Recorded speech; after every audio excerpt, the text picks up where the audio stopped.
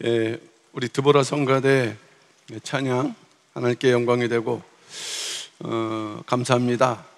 개인적으로는 제가 드보라 성가대 찬양을 들을 때 늘 은혜 받지만 그 중에서도 오늘 찬양을 듣게 되면은 더 은혜를 받게 되는데 오늘 설교를 앞서서 큰 위로를 받은 것 같습니다. 감사드립니다. 제가 교회적 상황에서 대례장 직무 정지가 되고 첫 번째 설교 구속사 강의를 하게 되는 것인데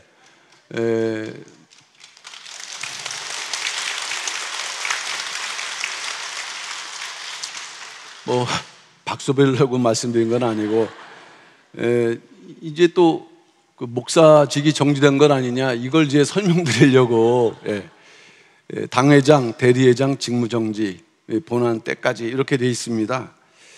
많은 분들이 이제 걱정하시죠. 괜찮냐? 요새 듣는 얘기가 괜찮냐? 그러면 괜찮다. 과정은 좀 불편하게 된 것 같지만 이제까지 온 내용을 보면 우리 교회 정말 살아있는 교회구나. 아버지의 정확한 시간표대로 가는 그 과정일 뿐인 거예요. 우리 모든 과목들이 시간표에서 모든 과목들이 자기가 좋아하는 과목이 있는 게 아니지 않습니까? 싫어하는 과목이 또 있을 수 있는 거죠. 그럼 묵묵히 그것을 또 넘어서면은 되는 것이다. 이제 문제는 염려보다 기도다. 다 염려하시지만 나라 민족을 위해서도 또 교회를 위해서도 우리가 근본 계기를 통해서 좀 더 기도에 힘을 다하는, 그래서 이따 광고 나오겠지만 오늘 목사회의 때 대통령 선거 앞두고 6월 3일이지 않습니까? 우리가 합심해서 기도를 해야 되는데 6월 3일 대통령 선거를 위해서 다음 주 수, 목, 금 3일만 더 할 수 있지만 집중적으로 이 모리아에서 새벽 예배 그걸 우리 목사회의에서 결의를 했어요. 그러니까 이따 광고 나가겠지만 한 주면 충분히 우리가 또 준비할 수 있을 거라고 생각을 합니다. 이제 나라의 운명이 달린 것은 나라만에 있지 않습니다. 이 나라는 구속사 역사의 교두보 같은 나라가 되기 때문에 나라가 평안할 때 구속사가 더 확장되는 것이고 나라가 어려우면 그만큼 전진이 어려운 것이에요. 결과는 맡기지만 어쨌든 우리가 할 수 있는 마지막 기회가 이 다음 주 수목금 3일이구나. 그래서 결정하고 결단하고 기도에 동참하시는 우리 모든 성도님 되시기를 주님의 이름으로 축원합니다.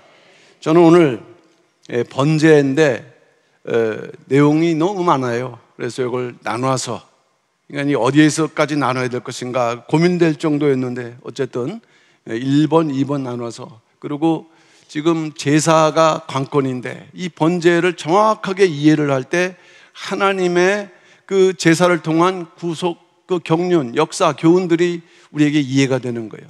다 알아야 되지만 핵심을 정확하게 이해를 하셔야 될 때 이 번제, 여기에 담겨져 있는 의미들을 정확하게 알자 하는 면에서 오늘 말씀의 은혜를 나누고자 합니다. 자, 구약의 제사는 아담 타락 이후 하나님과 단절된 인생들이 거룩하신 하나님께 나아가는 길. 읽어보면 이해되지만 다시 한번 설명드릴 때 인생의 본질이 뭘까? 인생의 본질. 어떤 사람은 건강일 수 있고 물질일 수 있고 자기 만족일 수 있어요.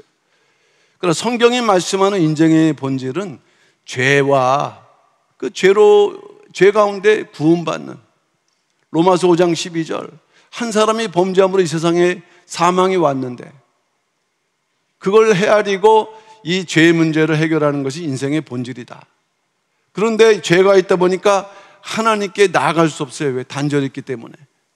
근데 하나님께서 나아가는 길을 명령하시고 친히 명령하시고 우리에게 알려주신 그 제도가 뭐냐? 그게 구약 때는 제사고 오늘날에는 뭡니까? 예배라는 말씀이에요. 내가 원해서 예배 드릴 수 있고 이 자리에 앉아 찬양을 부릴 수 있는 것 같지만 하나님의 세밀한 역사 속에서는 은혜 가운데서 이루어지는 거다. 내가 나온다 하지 마시고 나를 이렇게 나올 수 있도록 인도하신 은혜에 감사하면서 예배 드리시는 우리 모든 평강의 성도들 되시기를 바랍니다. 자, 레위기서 17장 1절 말씀 볼 때 이제 피를 뿌리는 제사가 필요하다. 생명을 죄로 말미암아 영원한 사망으로 가는 그 생명을 속하기 위해서 대속 피를 뿌리는데 생명을 위해서 속하게 하였나니 하나님의 명령. 우리는 이 제사를 명령으로 알고 드려야 합니다. 자, 근데 오늘 본문 가운데 레위기서 1장 2절 누구든지가 있어요. 이 누구든지가 히브리어로는 아담인데, 아담이 어떤 인물입니까? 창세기에 나오는 최초의 인물. 근데 이름이 아니잖아요. 보통 사람이에요. 근데 이 레위기서에서 결국 예배를 드리고 예물을 드리는 주체는 누구냐? 아담인데, 그 아담 예배를 통해서, 제사를 통해서 형상과 모양, 하나님의 형상과 모양으로 지음받은 사람인데 범죄했지만 다시 하나님 앞으로 나아가야 돼. 회복해야 될 누구든지. 그래서 그 누구든지에는 누구도 포함된다고요? 이방인도. 우리는 이제까지는 깊이 생각하지 못했어요. 오직 유대인들만 제사를 드리는 줄 알았는데 하나님께서는 이방인들도 제사를 드릴 수 있다. 그 제사를 드림으로 언약 가운데 들어가게 되는 거죠. 아론과 그 아들들, 이스라엘 온 족속. 그런데 거기에서 그중 우고하는 자, 이방인들, 섞여 있는, 이 섞여 있는 자들에게는 기회죠. 언약 백성이 될 수 있는 기회. 또 반대로 우고하면서 늘 불평하면서 결국에는 그 언약 세계에서 밀려나는 그러한 존재. 그 경계에 있는 사람들이. 우리 경계에 있으면 안 돼요. 우리는 이스라엘 족속이 될 뿐만 아니라 아론과 같이 제사장의 사명을 감당. 우리가 예배를 이렇게 지켜갈 때 이 대표, 오늘 우리 평강절개 모든 성도들이 예배를 드려야 되지만 우리가 대표로 예배 드릴 때 우리는 어느덧 바로 이 아론과 그 아들 같은 위치에서 예배를 드린다. 이런 자부심을 가지시길 바랍니다. 이제 우리가 그동안 제사에 대해서 많이 공부를 했어요. 근데 이 제사, 5대 제사가 있다고 우리가 알고 있습니다. 근데 살펴보니까 이게 제사인과 제사장. 자, 그러면 교회를 볼 때 우리 목회자들, 교육자들이 제사장에 위치를 한다면 여러분들은 어떤 위치입니까? 제사인이잖아요. 그런데 이 레위기서를 분석을 해보게 되면은 제사인과 제사장 입장을 볼 때, 자, 먼저 구분이 된다는 거 두 가지로. 그리고 두 번째, 어디에 기록되어 있는가? 레위기 1장 1절에서 6장 7절까지가 누구요? 제사인. 그 다음에 레위기 6장 8절에서 7장 38절까지가 제사장. 자, 무엇을 우리가 볼 수 있느냐? 야, 분량으로 볼 때 무엇이 압도적입니까? 제사인들, 성도들이 올바른 제사를 드리기를 원하시는 거예요. 분량으로 볼 때 알 수 있잖아요. 순서를 볼 때도 여기에 아주 중요한 단서가 있습니다. 번제, 소제, 화목제, 속제제, 속건제인데 제사장의 경우에는 번제, 소제, 속제제, 속건제, 화목제. 여기서 우리가 발견할 수 있는 것은 이 화목제가 위치가 바뀌었죠. 성도들에게는 뭐가 중요하다? 화목제가 중요하다. 번제, 소제는 원칙적으로 앞설 수밖에 없는 예배예요. 제사. 그 중에서 성도들은 무슨 제사에 힘써야 된다? 화목제. 화목이 이루어지지 않으면 더 나갈 수가 없는 거예요. 교회를 하다가 서로 싸울 수 있어요. 그러나 그것을 아주 심각하게 법적 문제로 들어갈 때는 여기서 멈추는 겁니다. 그런 경우가 있다면 취하를 하면 돼요. 심각한 문제죠. 그리고 단수동사, 복수동사 할 때 이 제사인의 문제는 개인적이다. 각자 개인이 하나님께 나아가는 그 길. 우리는 간략하지만 이 표를 통해서 중요한 몇 가지 중요한 부분을 발견할 수 있습니다. 결국 구약시대 희생 제물은 뭘 예표할까요? 구약시대 희생 제물. 우리가 구약의 제도를 좀 공부하는 게 아니에요. 구속사. 누구의 역사요? 예수 그리스도의 구속 역사. 그 구속사 십자가에서 예수 그리스도의 그 대속을 예표하는 것을 우린 여기서 발견해야 돼요. 제가 지난번에 구례에서 이루어진 그 영남 연합 구속 연합 그 아카데미 모임에서 참석을 했었는데, 이제 서두에서 설교하시는 그 외부 목사님께서 뭐라 그랬냐면은, 레위기는 이렇게 읽는다는 거예요. 무슨 말씀이에요? 레위기. 그러니까 이게 레위기도 잘 모르고, 그러니까 우리가 성경 읽다 보면 또 건너뛰잖아요. 그런데 원로 목사님 통해서 이 구속사 레위기를 우리가 공부할 수 있다는 것이 얼마나 큰 거냐라는 것을 얘기를 하는 거예요. 저는 거기에서 야, 정말 이게 큰 의미가 있구나. 왜 여기서 이제 우리가 그리스도와 그의 대속을 보게 되면은 그 결과 모든 믿는 자에게 영원한 구원이 열린다. 이거를 말씀해 주고 있는 거예요. 어렵다라고 이렇게 하시면 안 돼요. 어려워도 반드시 나아갈 때, 하나님 앞에 나아갈 때 우리는 이 귤에 여기에서 뭘 발견합니까? 예수 그리스도를 큰 그림을 발견해야 돼요. 그럼 예수 그리스도의 큰 그림이라는 것은 초림만 있는 게 아니잖아요. 또 뭐가 있습니까? 지난번에 말씀드렸지만 구속사 시리즈는요, 창세기, 출애굽기, 레위기로 뭔가 일단은 머리를 삼으신 거예요. 여기에서 우리는 초림의 역사를 넘어서 재림을 발견해야 된다. 이런 엄청난 구속 경륜이 밝혀지고 있는 이 선두 자리에 우리가 있는 것이 얼마나 복될까요? 자, 이제 본론으로 들어가서 첫째, 개요. 번제, 히브리어말로 뭐라 했습니까? 여기 있잖아요. 올라. 신기하게도 한글로는 대답이 없으세요? 내려간다요? 올라간다요? 올라간다 하시면 되는 거죠. 올라간다.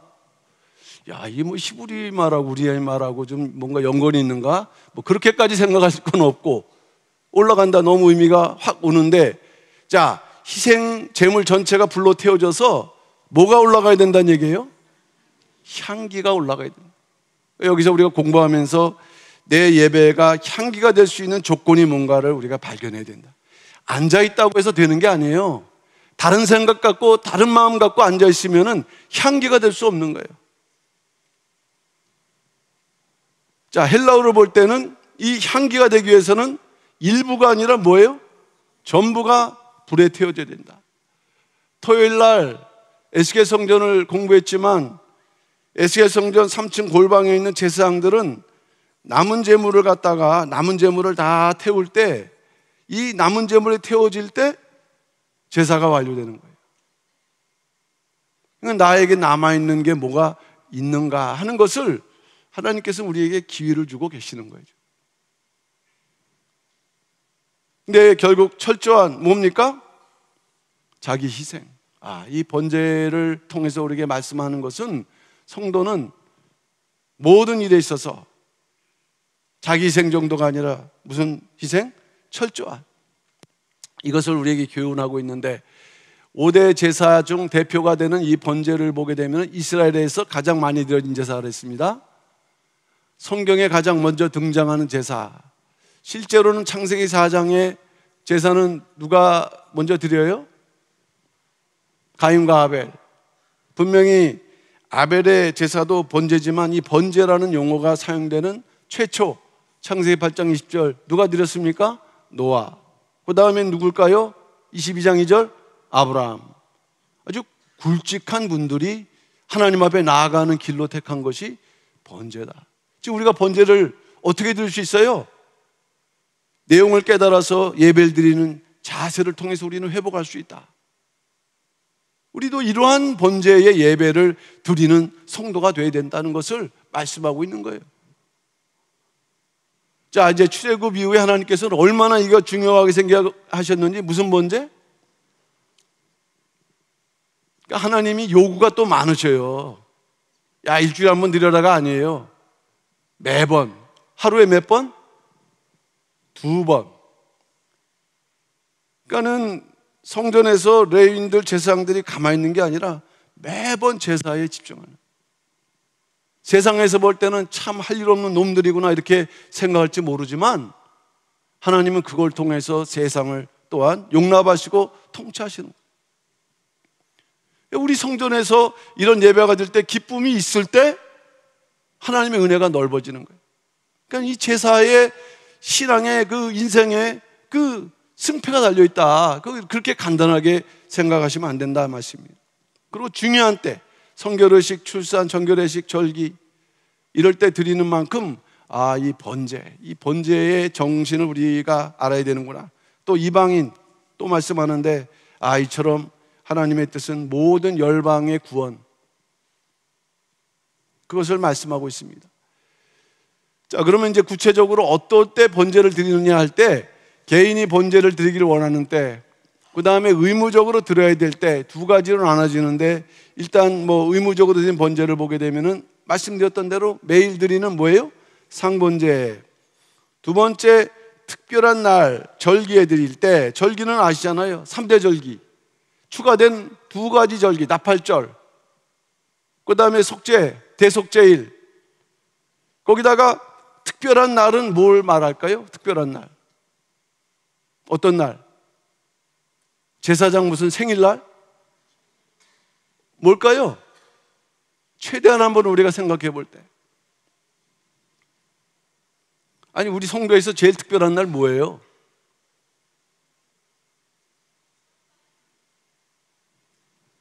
주일. 그잖아요. 그러니까 이 특별한 날은 성경에서 안식일과 뭐예요? 월삭. 월삭 같은 경우는 우리 교구 때 원래 드리잖아요. 정해놓은. 그 다음에 이제 특수한 상황들.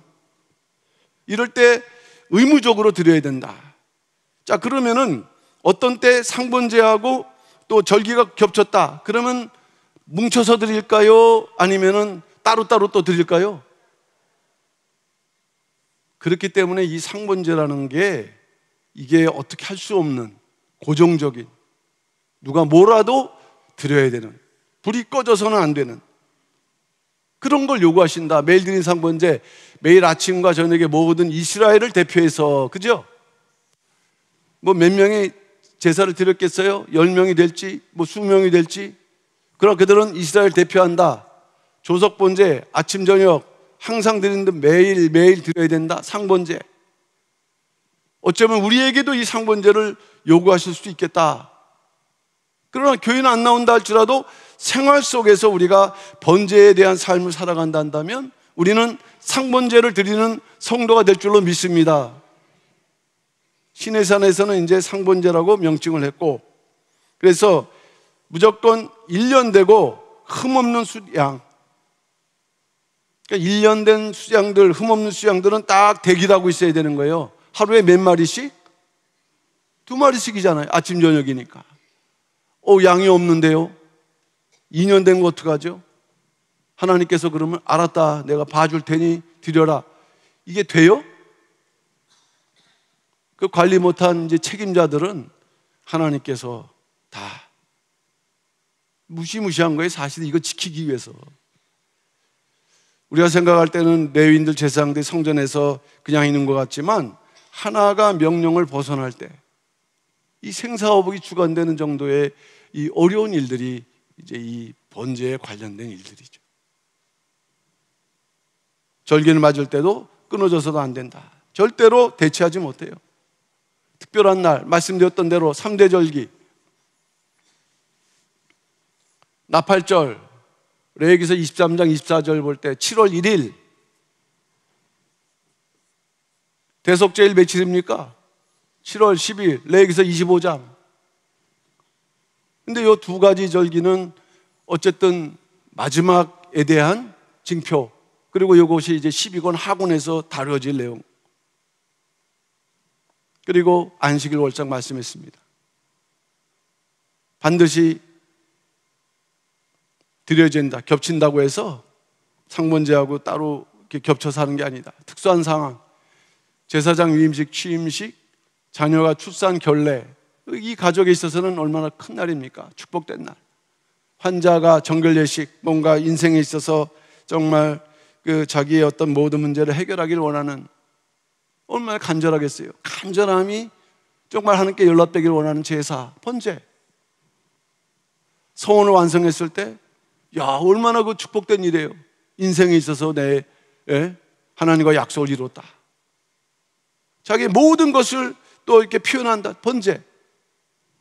그리고 나실인, 하나님께 구별돼 갖고 이렇게 드려지기로 약속된 인물, 사람들. 이제 모든 생애가 누구에게 바쳐졌어요? 하나님께 바쳐지. 그러니까 최고의 제사를 드려야 되는 거예요. 이게 번제.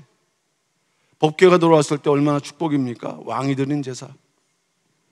이 번제는 이처럼 중요한데, 여기서 우리는 신앙의 그러한 그 제사의 자세, 방법을 찾아내야 된다.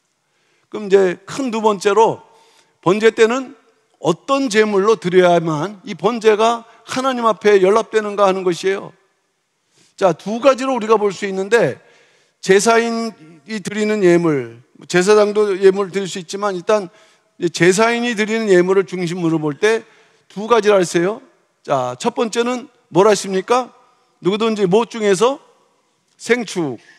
레위기 1장 2절 읽어보면 이스라엘 자손이 고하여 이르라, 너희 중에 누구든지 여호와의 예물을 드리거든 못 중에서, 그러니까 야생동물 돼야 한대요. 어떻게 가다가 잡았어. 아, 요거로. 근데 이게 말 들어요, 안 들어요? 안 듣죠. 그러니까 아마 그 이스라엘 백성들은 제사 제도가 이후에 그 가축을 키우면서는 재산도 재산이지만 자기가 하나님께 드릴 그러한 재물 하나쯤은 키울 때 얼마나 마음이 가겠어요? 야, 이 재물은 곧 누구예요? 그러니까 얘가 아파도 안 돼. 그러니까 그러한 생축을 드린다는 거가 주인 입장에서는, 우리 그러잖아요. 텔레비 보고 이러면은 소를 팔아야 되는데 소가 안 가겠다고 그러면은 결국 가서 돈 주고 다시 데리고 오고. 이 생축 파는 것도 아니라 뭐 하는 거예요? 잡는 거예요, 자기가. 요새는 그냥 애완동물도 뭐예요? 장례식도 치러주고 막 이런 때가 되는데, 모르게 심각하게 말씀하실 건 없고. 자, 생축, 가정에서 사육하는 가축, 가축가시는 보편 동물인데요, 어쨌든 이 제물 바치는 자와 일치되는 그런 존재가 생축이다. 이걸 바쳐야 된다는 거예요. 그러니까 자기를 바쳐라.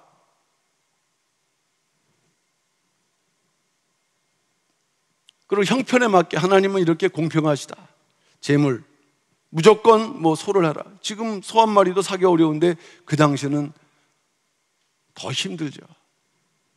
그래서 어려운 사람들은 비둘기, 집비둘기, 산비둘기를 드릴 수 있는데, 중요한 것은 어떤 예물이든지 비둘기라고 해서 소보다 효력이 떨어지는 그런 건 아니다.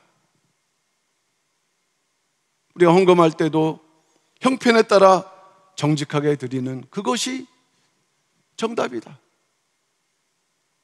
많지만 아까움이 있는 그 헌금은 하나님께서 볼 때 두렙돈 과부보다 못한 것이다. 그러니까 이거는 어떻게 보면 우리가 헌금 생활에 대한 기준을 볼 수 있어요. 그럴 때 향기로운 냄새가 돼서 하나님께 올라간다. 이처럼 예수님께서는 무엇이었느냐? 가장 모범적인 뭐였어요? 생축이셨어요. 생축. 에베소서 5장 2절, 그리스도께서 너희를 사랑하신 것 같이 너희도 사랑 가운데 행하라. 그는 우리를 위하여 자신을 버리사, 자, 향기로운 제물과 또 무엇으로?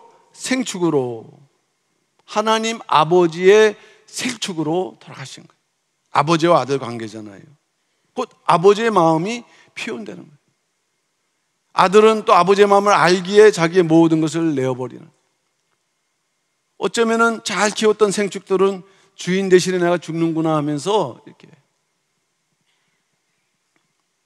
그러니까 이런 관계 속에서 느끼는 생각들, 마음들, 그걸 통해서 내가 올바로 살아야 되겠구나 하는 것을 열어주시는 그 제사가 바로 번제예요. 예배를 수십 번 드렸는데 아무런 감동이 없고 느낌이 없고 그냥 목사님 설교 잘하네, 오늘 은혜 받았네, 이건 하나님 입장에서 우리가 할 수 있는, 그러니까 모든 예배마다 우리가 이러한 자세를 회복하는 교회, 바로 우리 평강제일교회가 될 줄로 믿습니다. 두 번째, 흠없는 무엇이에요? 수컷. 레위기 1장 3절 흠없는 수컷 분명히 말씀했어요. 자, 근데 세상에서는 암컷이 귀할까요? 수컷이 귀할까요? 예. 제가 알기로는 암컷이 귀해요. 왜냐하면은 많이 나니까. 근데 성경의 원리는 암컷보다 뭐라 했어요? 수컷. 왜냐하면은 수컷이, 성경의 원리는 전체 무리의 뭐를? 질. 하나님 그걸 보시는 거예요. 많이 낳는 그런 개념이 아니라 하나라도 전체를 올바로 공정하고 정직하게 갈 수 있는가? 그것이 수컷. 그래서 암컷보다 더 귀하게 취급을 이제 받았고, 그 대신에 산비둘기나 집비둘기는 상관없었다. 너무 이제 번거롭게 이게 수컷이냐 암컷이냐 따지지 말고 드려라. 이 흠없는. 그래서 흠이 뭐냐? 어떤 흠이냐? 성경에서 말씀하는 흠은 세 가지. 눈먼이생, 두 번째 병든 거, 세 번째 저는 거. 이것을 우리가 좀 신앙적으로 적용해 보면, 눈이 멀었다, 영안이 열렸어요, 열리지 않았어요? 소경. 또 병든 거, 죄로 약해진 거죠, 생활이. 그 다음에 저는 거. 저는 거는 그 걸음이 올바르지 않으면 삐뚤삐뚤거려요. 이 뭔가 언밸런스하다 이거죠. 공정하지 못하고 정직하지 못하다는 그런 얘기. 이제 그런 재물을 구약 때 드리면 뭘 받아요? 그러니까 아나니아 삽비라 같은 결과가 나오는 거죠. 살기 위해서 제사를 드리는데 도리어 그것이 저주의 조건이 된다. 얼마나 무섭습니까? 다행히 우리는 예수 그리스도의 그 보혈의 은총 속에 살기 때문에 그러한 잘못이 있어도 용서와 또 속죄의 은총 속에 살아가는 시대를 맞이하고 있지만, 어쨌든 원칙은 우리도 영적으로 눈을 열어야 돼요. 병자가 돼서는 안 되고, 또 이 영적 병든 자가 돼서도 안 되고, 그 다음에 저는 자가 돼서도 안 돼요. 거기에 대해서 예수님은 흠이 있었어요? 없으셨어요? 흠 없는 제물, 진실로. 그죠? 오늘날 성도도 자신을 온전한 예물로 드려야 됩니다. 그래서 온전한 제물로 함께 드려야 된다고 할 때, 첫째 요거로 볼 때, 자, 우리가 믿음의 눈을 열자. 두 번째, 마음의 그러한 그 병, 영적인 그러한 질병들, 잘못 믿는 것들, 엉뚱한 것에 마음 뺏기는 것들, 그리고 생활 속에서 쩔뚝쩔뚝하는 거예요. 그러한 것들을 우리가 없을 때 흠없이, 그래서 데살로니가전서 5장 23절 평강의 하나님이 친히 너희를 거룩하게 하시고 너희 온 영과 온과 몸이 우리 주 예수 그리스도 강림하실 때 어떻게? 흠없게. 무슨 피부에 뭐가 흠이 있어갖고 못 가고 그런 개념이 아니잖아요. 영적인 문제인데. 어쨌든 우리에게 아직 시간은 있습니다. 늘 자기를 돌이켜보면서 흠없는 제물로 들어가야 될 거다 하는 것을 보여주는 게 이 바로 번제입니다. 번제. 예물의 분배. 벗긴 가죽은 번제를 집례하는 뭡니까? 제사장의 목. 그러니까 이제 이따 말씀하겠지만, 마지막 말씀하겠지만, 제사가 진행되면은요, 제사장은 별로 할 일 없는 것처럼 보여요.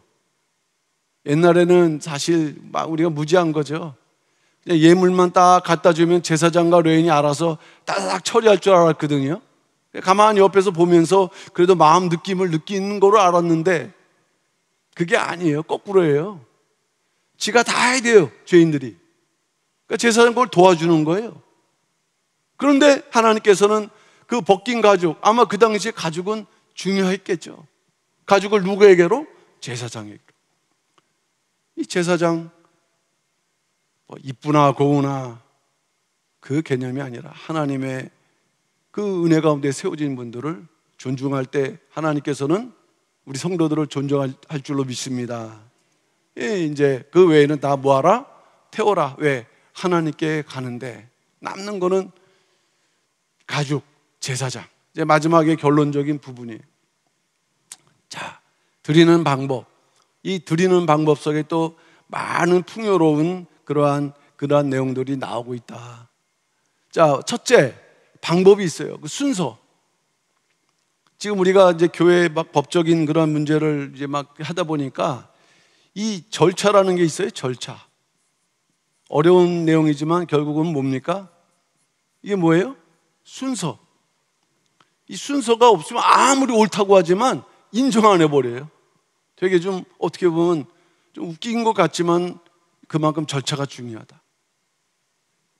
그래서 하나님께서 정해놓으셨는데 이 순서가 바뀔 수도 없지만 바뀌어서는 하나님께서 연락하지 않으신다.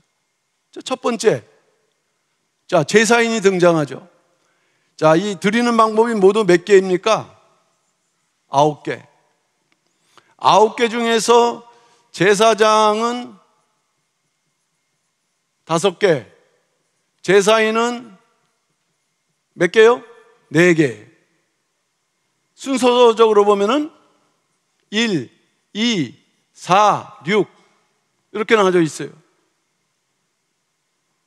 근데 자, 보시면 이제 아실 거예요. 아까 제가 말씀드렸던 것처럼 이 제사인 자체가 이거 보통 노동이 아니구나.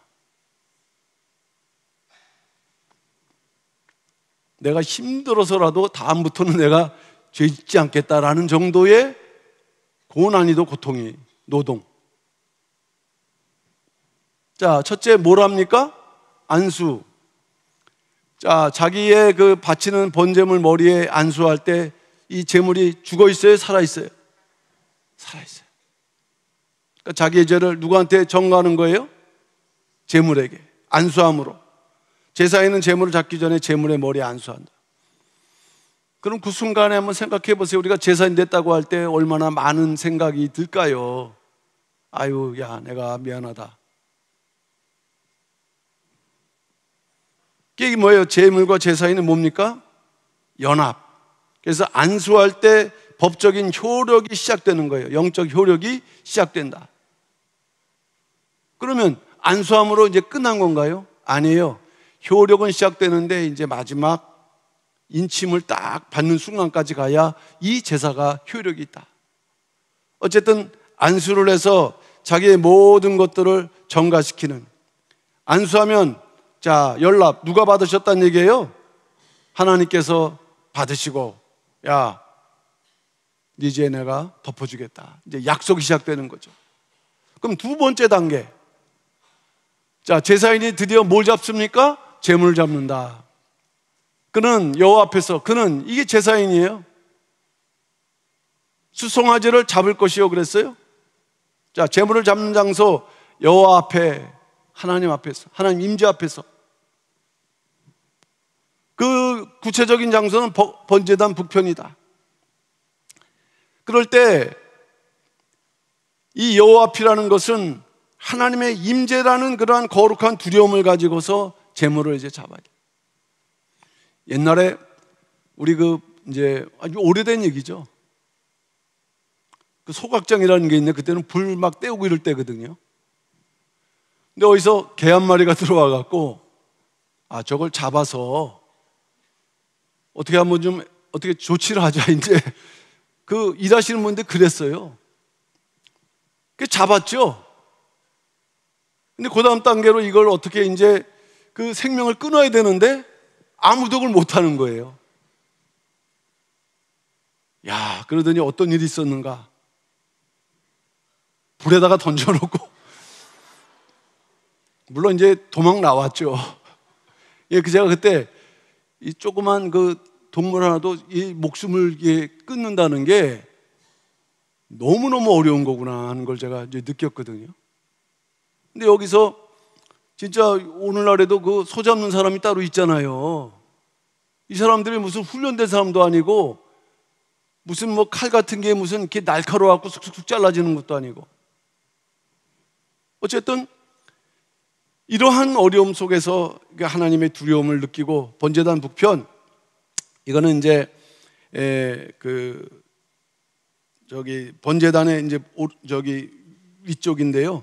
남쪽은 이제 통로이고 토단이 막고 있기 때문에, 그래서 짐승 잡기가 가장 좋은 공간이 바로 요 장소라는 이 말씀이 되겠고요. 이렇게 들어오면은 성막으로 들어갈 때 여기는 통로라는 말씀이에요. 통로. 그러니까 요 자리를 하나님께서 정해 놓으셨다. 그러니까 요 앞이니까, 성소 앞이니까는 역시 하나님 앞이잖아요. 거기서 이제 죽일 때 잡는다. 샤하트 3인칭 단수니까 이거는 제사인이 직접 잡아라. 그러면서 제사인은 여호와 앞인데 자신을 대신해서 죄 없는 짐승을 잡는 가운데 양심에 뭐가 있다는 얘기예요? 가책. 핵심은 양심의 가책. 가책 없이 만약에 한다면 그 제사는 하나님 보실 때 연락 받으시기가 어려울 수가 있는 거죠. 이러한 과정을 통해서, 자, 우리도 양심의 가책을 어디서 느껴야 되느냐? 우리의 죄로 인해 십자가에 달리신 예수님의 희생을 생각해 보면은 당연한 것입니까? 아니면은 죄송한 것이에요? 죄송하면서도 감사한 것이잖아요. 그러니까 이미 제사 때 모형을 통해서 우리에게 말씀하고 있는 거죠. 세 번째는 이제 제사장의 역할로서 피를 어디에 뿌린다? 번제단 사면, 동서남북 완벽하게 빠진 구석 없이 우리의 죄가 다 사해질 수 있도록 뿌린다. 제단 사면에 뿌리는데, 자, 뿌린다. 피를 뿌리는데 의미는 뭘 뿌리는 거라고 하느냐? 새 생명의 씨를 뿌리는 거랑 똑같다는. 짐승의 피로 인해서 이렇게 뿌려줄 때 지금은 죽고 절망이지만, 그러나 뿌려짐으로 인해서 다시 거기서 뭐가 올라온다고요? 새 생명이 올라옵니다. 우리가 번제를 드리는 순간순간마다 피가, 신령한 피가 뿌려지면서 새 생명의 열매가 우리에게 일어날 줄로 믿습니다. 번제단은 결국 예수 그리스도의 십자가를 대표하죠. 뿌려진 피, 예수님의 십자가에서 그 뿌려진 피가 인류의 모든 죄를 속죄하셨죠. 예수님의 피 뿌림은 완전한 대속의 선언일 때, 역시 예수님의 피 뿌림도 결국에는 그 피의 뿌림으로 말미암아 우리가 뭘 받습니까? 새 생명의 축복. 우리는 그 축복을 받기 위해서 이미 택하심을 받았어요. 택하심. 읽지 않습니까? 베드로전서 1장 2절. 예수 그리스도의 피 뿌림을 얻기 위해서, 자, 뭘 받았어요? 택하심. 그러니까 여기 앉아 있다는 것이 거저 앉아 있는 게 아니라 하나님의 보시고 택하시고 이제 마지막 구원의 완성을 이루면 되는 그러한 축복이 우리에게 다 있는 줄로 믿습니다. 은혜와 평강. 자, 이 은혜와 평강. 환경이 좋아서 은혜와 평강만이 아니고요, 환경이 어려워도 그것을 은혜와 평강으로 이길 수 있는 그 성도. 그것은 뭐냐? 삶 속에서 예배를 통해서 번제 같은 예배로 드릴 때 은혜와 평강이 늘 주셔서 우리가 모든 환경을 이기게 될 줄로 믿습니다. 자, 네 번째, 제사인이 이제 등장해서 뭘 벗겨요?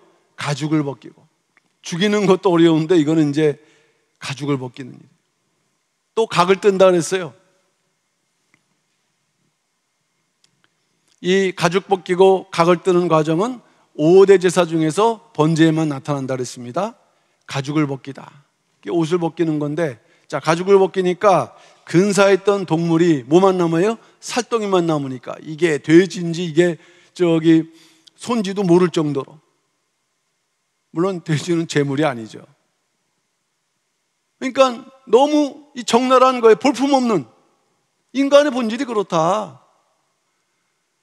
아담이 범죄했을 때 하나님께서 그 옷을 입혀주기 전에 나뭇잎으로 가렸잖아요.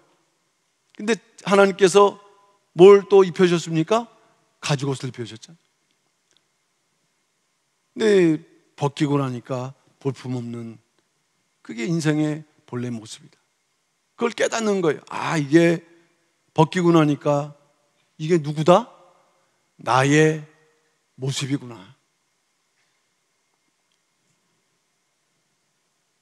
이게 벗긴 후에 그 다음 단계는 각을 떠야 된다는 얘기는 조각을 만들어라. 조각. 왜? 재물이 골고루 탈 수 있도록 조각을 만들어. 그 다음에 다섯 번째는 이제 제사장들이 번제물을 받아갖고 화제를 준비를 하는데, 이것도 이제 순서. 근데 여기서 한 가지 우리가 되어야 되는 거는, 이 순서도 하나님께서 순차적으로 놓을 걸 명령하셨어요. 그러니까 이제 놓으면서 버려놓을 것이다. 그러니까 이제 불, 이제 불, 그 다음에 나무, 그 다음에 재물, 이렇게 이제 올라가는데, 그 순서대로 이제 놓을 때 여기서 그것을 최종적으로 버려놓을 것이다라고 말씀했을 때, 요거는 질서 있게, 절대로 질서가 있다. 하나님은 질서의 하나님입니다. 그러니까 우리가 예배를 드릴 때도 뭐가 있어야 된다? 질서.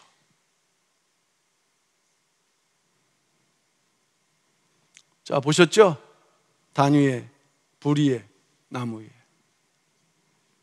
자, 제물 내장과 정강이로 물을 씻는다. 이건 제사인의 것입니다. 내장, 중심을 말하는 거고요. 정강이, 뒷다리 부분인데 뭐냐?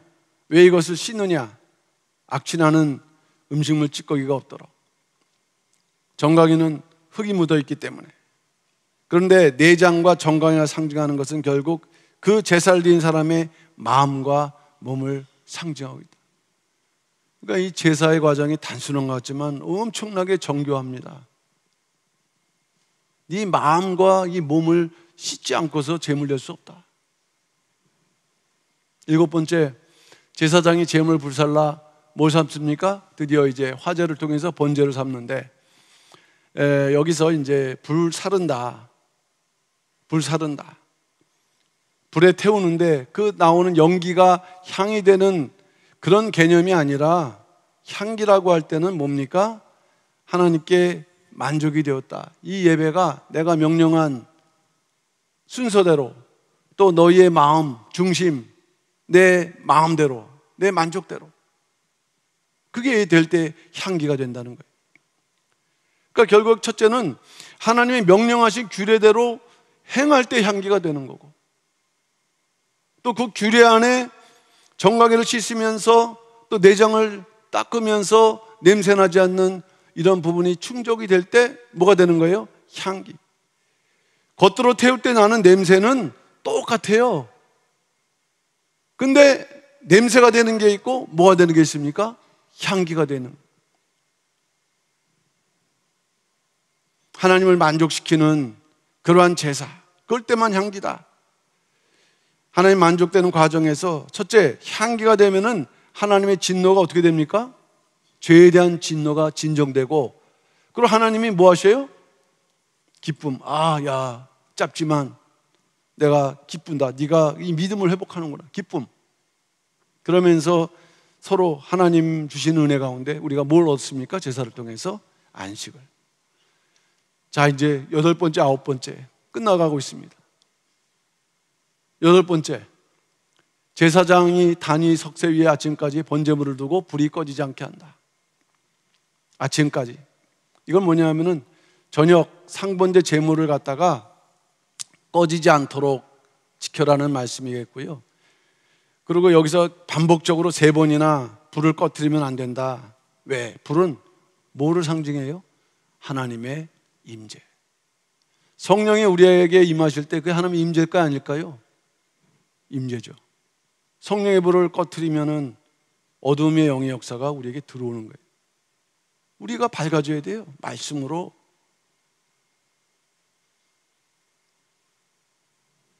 항상 같은 상태에 유지할 것을 제사 드리고 유지할 것을 강조하고 계십니다.